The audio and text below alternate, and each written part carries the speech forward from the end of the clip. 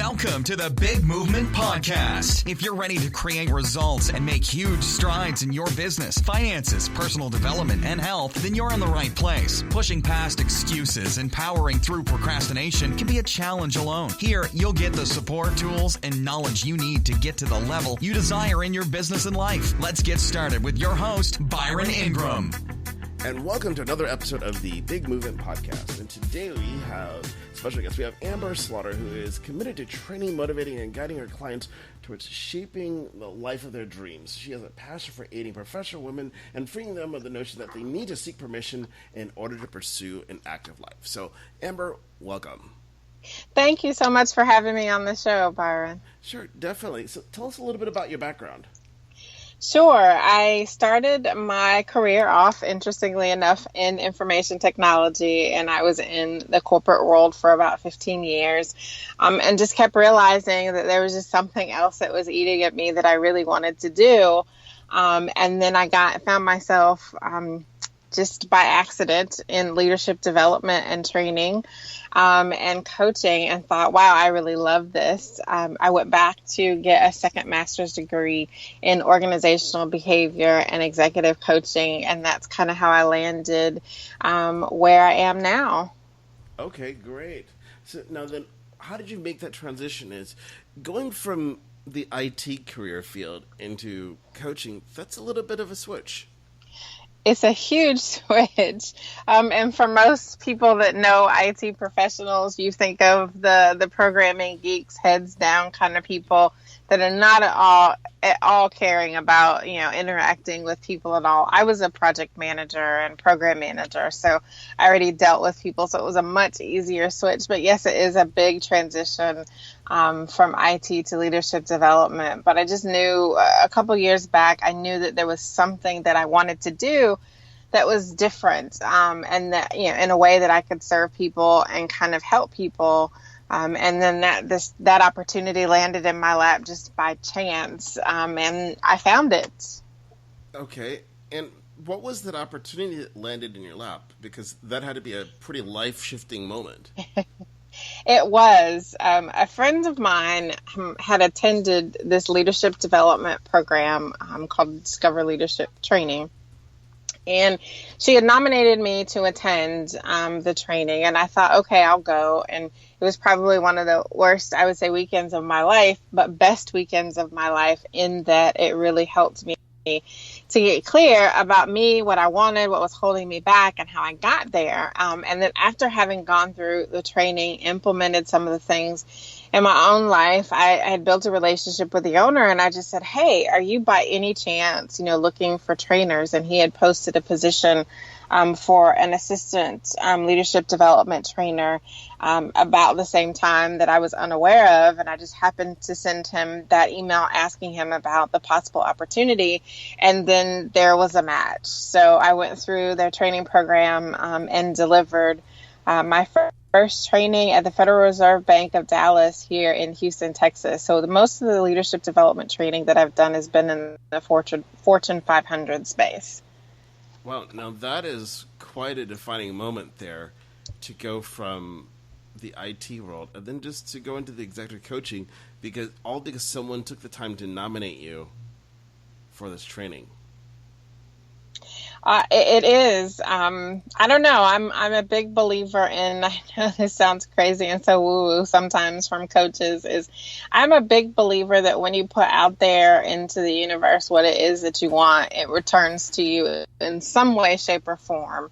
Regardless of what your belief structure may be, it always returns back to you in some shape or form. So for me, I was looking for something different. I was looking for a way to serve, and more specifically now I've kind of honed that into working with professional women. But at that time, I was just looking at a way to share the gift that I was kind of given through having gone through this program, and how to share that gift at a larger scale level. And this opportunity really opened the door for me to do that, and was kind of the catalyst for what I've even started now in my own business. Okay, so now then how did you make a transition from just doing the training for others and to working with women right now? So when I completed the training probably in 2006, I would say, and completed my second master's by 2009. And by that point, once I got the degree in organizational behavior and executive coaching, I was just like, okay, this is really what I want to do. But it wasn't an easy, okay, I'm just going to stop doing IT and move here full time and do this full time. The lure of that every 2-week paycheck is real.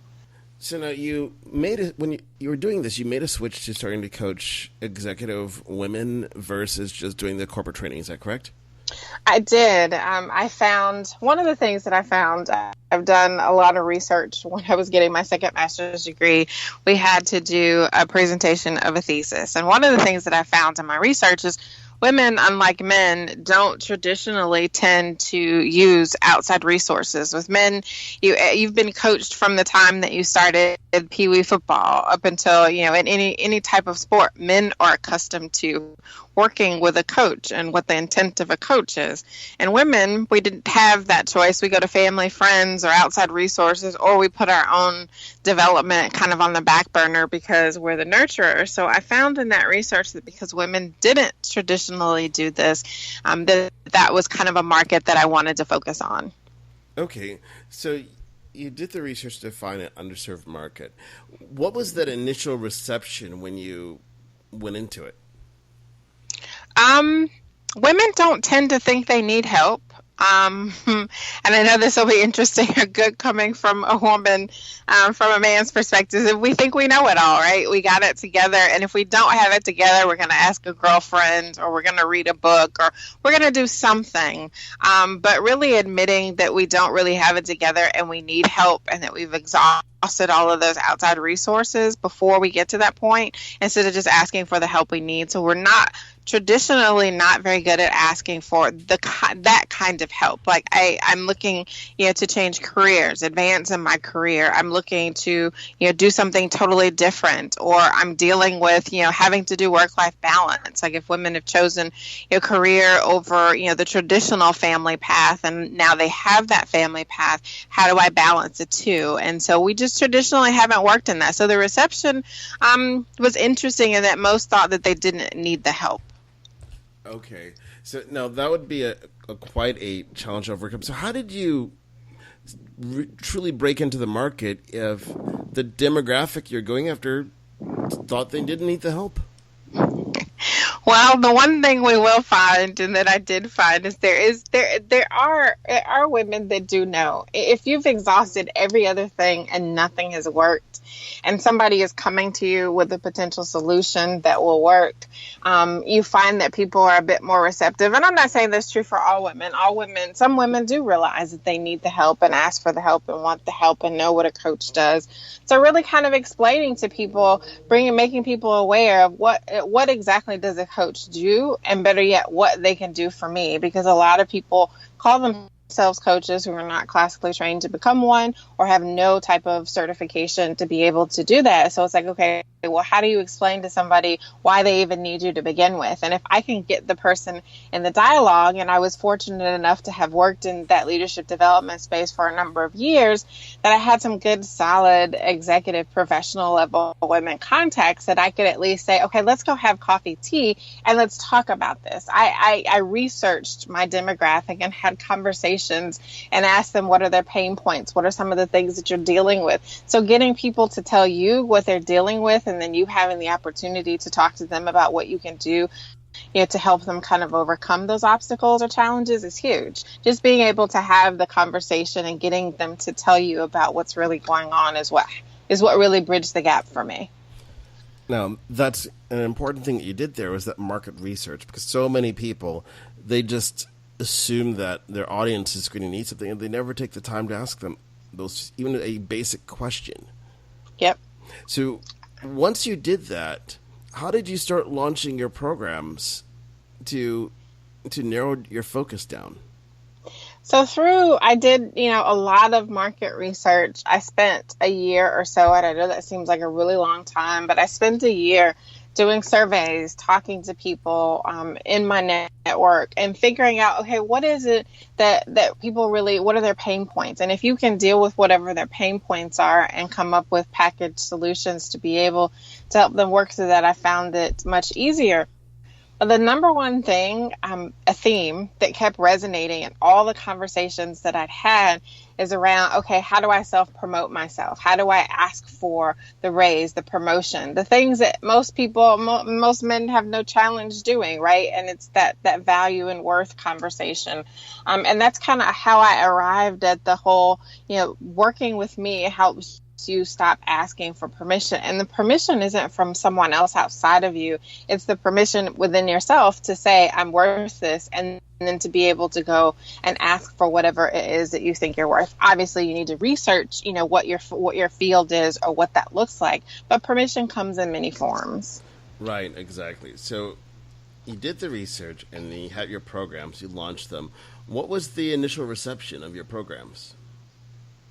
I started with groups instead of individuals because, again, we like the support group concept and being able to hear that other people are dealing with some of the same challenges. So approached it from the perspective of building community with other women that are dealing with some of the same things, creating that, safe space to be able to talk about those things, and then kind of coaching them through via exercises, via homework, via, all these different techniques and worksheets and tips that we're using inside of this community to be able to each help them kind of overcome what is specific to them or address or go after, what's specific to them. And the biggest part of that is really getting clear on why you want whatever it is that you say you want. And your why has to be your strongest thing. It has to be the thing that helps you overcome fear, resistance, no, rejection, all of these other things. Your why has to be big enough for you to stick to that and say, yep, this is what I want. And I know this is what I want, and I'm going to keep moving forward because when I get there, this is my outcome. Right. Now, you did something different by starting off with a group program. It's typically when people are coaching these, they do the opposite. Mm-hmm. And what were some of those things you found to be helpful when you started your group programs in the beginning instead of doing the reverse by starting with individuals?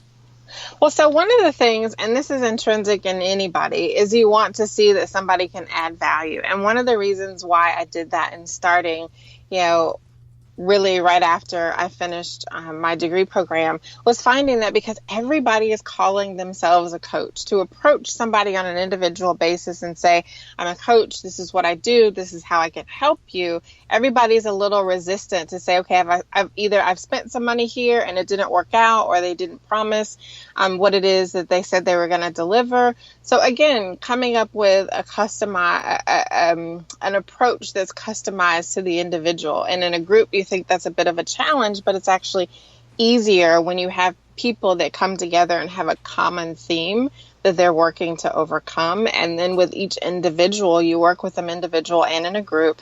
So individually, you get to work with them to help them on their specifics. And in the group, you have the accountability aspect of it. So that one-on-one as part of the group was kind of the trigger to say, I really want the one-on-one service. The group was great, but when the group was done, they really, then they were asking me about working with me one-on-one outside of a group. So again, you do a little bit of both. You're marketing and adding value at the same time and getting people to want, you're creating the demand through the group for the individual service.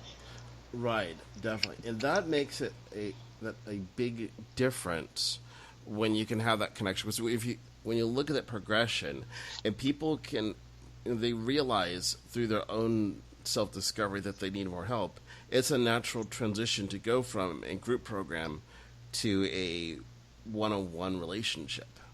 Absolutely. That was totally the case with my approach, is that it made the transition on its own because they saw the value. They saw the great value they got in working with a group, but then being able to work one-on-one, we really got to laser in on those things that were specific to that person and dealing with them on an individual basis. And they quite liked the individual attention and the focus just on the one thing or many things in their respective lives. Right, exactly. So now, in your programs, what is it that you're helping people with the most consistently? It seems the major theme now is around career, but I am of the belief that you are a whole person. Who you are professionally and personally is the same. Your personal life, your professional life, all these different quadrants or sections that make up you, they all culminate into one person. So somebody may come to me and say, I want to advance in my career, I want to improve my leadership skills, or I want to change jobs altogether, change careers altogether. But what's really holding them back, there's some behavioral or mentality or mindset thing that's really keeping them from getting what they want. So although they come to me for career coaching and helping them advance their career, figuring out the path they want to go, how they get there where they are, then, I'm helping them to then focus on, okay, these are the things that you really need to work on. And that's where kind of the life coach comes in, is to help you overcome those behavioral mentality mindsets, the things that are really impeding you from achieving the things that you say you want. It's not that you can't go out and find that job. You might be coming off a certain way to an interviewer when you're interviewing that's keeping you from really landing the job, or you're not resonating with that person. And here's how we work to overcome that or to deal with that in that situation. Right, definitely. And that's so vital to understand that mindset is everything when it comes to creating success.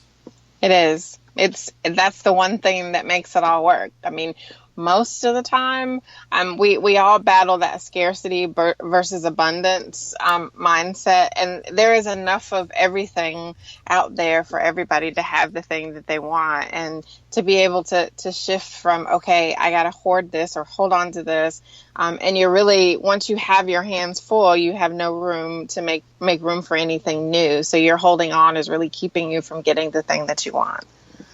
Right, exactly. So what are some of the tools and ways that you help people with their mindset to get past that scarcity belief that so many people have and shift it into abundance? That's an interesting question. So really getting clear, there's a technique called theater of the mind. And so I get people to set a goal. And then visualize, and the technique, it's called a visualization, is one of the techniques, is to get them to visualize what is your life going to be like when you have all the things that you say that you want. Imagine you're watching a movie, and the movie is your life in the future when you have all the things that you say that you want. Touch it, feel it, interact it, smell how it feels. I mean, all interact really with that experience, just like you would as if you're watching a movie, except for this is kind of a visualization technique. And getting them to see what they want and to embed that goal in their mind, and getting them to shift from, okay, I can really have that. Now let's go back and look at what are those self-limiting beliefs that are keeping us from being able to leave that scarcity mindset. Some of which is, there's not enough this, or I don't have. Some of it could be monetary. Some of it could be, I'm not good enough. I'm not worth that. All of those fall into a scarcity mindset. So really getting people to see themselves in the way that they are and in the way that they want to be is one technique to help shift their mindset from scarcity to abundance. And that abundance is the thing that they say they want. Right. And shifting your mindset towards abundance, that's just critical to anything when you look at it. And once people start shifting their mindset towards abundance, what is it that people need to do to keep it there? So there's reframes, light switch moments, reframe opportunities all throughout life. We will all tend to fall back into what is referred to as a comfort zone, the things and patterns that are comfortable for us, and we all naturally fall back into those things. But when you really know what your why is, you've seen it, you've interacted with it, you know it, and you really want that, when you come up to that resistance where you want to go back to that comfortable place and it's easy for you to operate in that space, then you reflect back on your why. Or there's a technique sometimes I use, just like if you're in a room and you look at a light switch is on and off. You get to choose in any moment whether or not you're on or off. On being you're focused on your goal, you're taking the steps forward, moving towards your goal, and you're on. Off means I'm in my comfort zone and I'm just kind of sitting back waiting on it to happen to me versus making it happen for myself. So I use that sometimes as an anchor to look at a wall, look at the light switch, and ask yourself, am I on or off? Am I working towards my goal, or am I resting on my morals, waiting on somebody to give it to me, or resting on what I did or accomplished yesterday, or the past? By yesterday, that's what I mean. And then you can also reframe in your mind when you meet those fears and objectives. You can ask yourself questions like, is that really real? What evidence is there to reflect to me that this is real? We all have fears, and fears is one of the things that stands in our way from us having the things that we want. So in that moment, asking yourself, is what I'm feeling real? And what evidence do I have that this is real? And if there is no evidence, again, fear in some people's minds is false evidence appearing real. And it is. And so you get to assess, what evidence do I have that this fear is real? What's the worst thing that can happen to me if I keep moving forward? Okay, so say some people are scared of rejection. I'm afraid of no. I used to be afraid of people telling me no instead of yes. The worst thing that can happen is somebody can tell me no, and then I could talk to the next person and they'll say yes. So there really is no harm in continuing to go after what I want just because I'm afraid of rejection. Right. And with rejection, that's so critical that you mentioned that, simply because that's the one thing that holds so many people back in life, is they're afraid of hearing no. Yes. And it makes a world of a difference when you can get past that. I mean, we're all destined to no's in life. No, sometimes no means not right now. Sometimes mean no, and that's a closed door, and that's a door that you should not have gone down. And most of the time, no just means not right now, but it doesn't mean not ever. And people see a no as a closed door, and it's not always. It's just a no, not right now. Right, exactly. So when you're looking at everything you're doing, what's one thing that you recommend people to do to create that shift in their mindset so they can go from scarcity to abundance? If there really is one thing, I think it's a belief. You have to believe that it's a belief that it's possible for you. And oftentimes the scarcity mindset comes in for some people by way of comparison. And I always tell them this: when you're comparing yourself to somebody else and they can have it so it's not available to you anymore, you're comparing somebody's highlight reels to your behind the scenes. So what I'm seeing is the manifestation of everything they've gone to get to this point, but I don't really see what happened behind the scenes to get there. But I know what's going on for me behind the scenes. So the first step is to stop comparing yourself to anybody else, because they can have it and you can have it. Just because they've achieved it doesn't mean that you can't. And getting caught up in that, oh, well, they're doing great, I'll never succeed at that, is also a self-limiting and scarcity mindset. So really just getting rid of the need to compare yourself to everybody else. You can celebrate without comparing. I can say, that's great, she's doing an awesome job. I would love to be able to move in that direction. Let me go talk to him or her about how they got there. Instead of looking on the outside saying, oh, everything looks shiny and great here, but you don't know what it took for them to get there. So not comparing, and maybe saying, yep, celebrating instead of comparing, and then talking to people who you think have achieved the things that you want and figure out how they got there and then how you can get yourself there. Excellent. That is a great thing to do, because so many people, they spend energy comparing themselves to others instead of putting that into what they can be doing to achieve it in the first place. Exactly. So now, what's a resource that you recommend people to look at when they want to start shifting their mindset? I had to think of one resource that helped me. Really helped me is Daniel Pink. There's a book by Daniel Pink called To Sell is Human. And I know everybody's probably thinking, well, I'm not in a sales position, I don't sell. But you do. Your product is you. And really, that book really helped me to see that I am a product, whether I'm applying for a job, whether I'm an entrepreneur, whatever that thing is, I'm the product that I'm selling to somebody else and convincing somebody else why they need me. And that was a really big mindset shift for me to know that in whatever I'm doing, and so it doesn't just apply to people in sales roles, it applies to people in their corporate career. Whatever you're doing, you're always selling. You're selling something.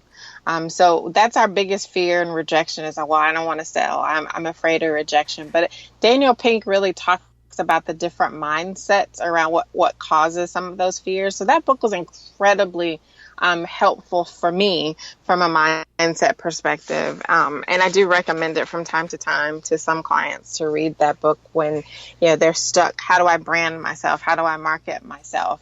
In an interview, how do I present myself? How do I get the job? How do I convince somebody that I'm the right person for that job? Right. It sounds like an amazing book for people to check out, that's for sure. It is. It's a great book. Awesome. Now, how can people be able to reach out to you to learn more about your programs that you offer? Sure. My website is www.architectmylife.com. And they can also reach me via email at amber@amberslaughter.com. Excellent. That's great because people want to know more about how you can help them at the end of the day. Because when it comes down to it, the more you can be able to get past limiting beliefs and a scarcity mindset, the quicker you can be able to achieve abundance. Exactly. Well, I definitely want to thank you for coming onto the Big Movement podcast today and sharing your thoughts, your ideas, your wisdom about shifting your mindset towards abundance away from scarcity. Well, thank you so much, Byron, for having me on the show. It was great for me as well. You're welcome. Thanks for listening to the Big Movement Podcast today. And be sure to subscribe so you don't miss an episode. Now that you've surely been inspired to take your entrepreneurial career and business to the next level, you can stop by the website and get more. And if you're ready to boost your business brand, be sure to grab your free report, 7 Easy Steps to Build Your Brand Today.